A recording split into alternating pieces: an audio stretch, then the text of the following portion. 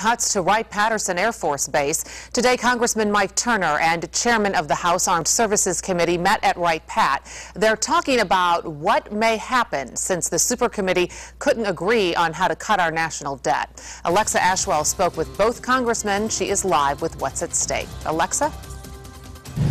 Well, Michelle, thousands of jobs are in jeopardy here at Wright Patterson Air Force Base, and cuts are inevitable unless Congress steps in and does so quickly. So earlier today, two congressmen toured this facility to really get a grasp on what's at stake and in turn communicate that to the necessary people.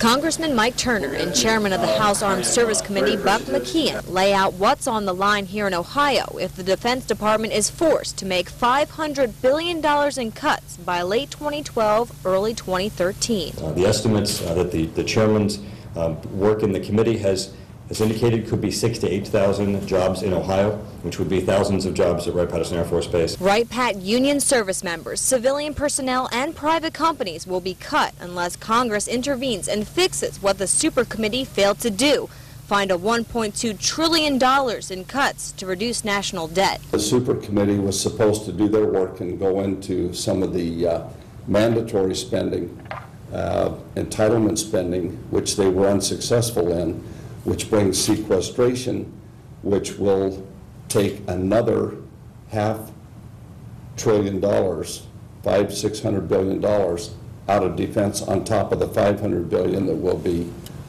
in the next budget cycle. Turner and McKeon firmly believe this is not the time to be cutting national defense. That's why they're taking action and touring facilities like Wright Pat to make sure their future is secure. We want to make certain that we strengthen the areas of Wright Pat that are essential for our mission and our national security, but also that strengthen its competitiveness so that we can continue to have a strong and stable economy at Wright Patterson Air Force Base. Now, unfortunately, there is no timeline in terms of what is next, but it is in the hands of Congress. Reporting live, Alexa Ashwell, 2 News on your side.